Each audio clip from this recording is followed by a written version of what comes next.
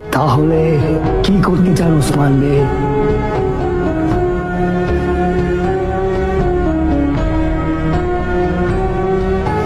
এই আমাদের যোদ্ধাদের এক করতে হবে, এটাই ইচ্ছা।